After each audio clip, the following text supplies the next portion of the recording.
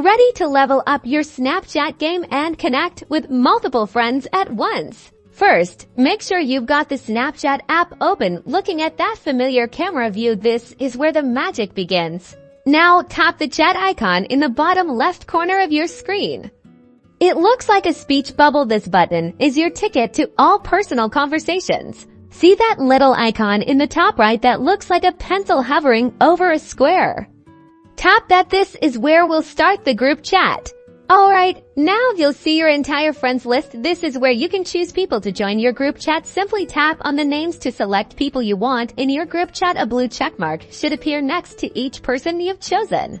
Once you've selected everyone, look for the Chat with Group button at the bottom of the screen. Tap it to move to the naming screen. Before you start sending snaps, you can name your group.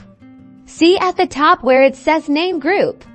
Tap there and type in any name of your choosing for your new group chat. Great! You now have your very own Snapchat group chat. You can share photos, videos, messages, and even use fun filters together.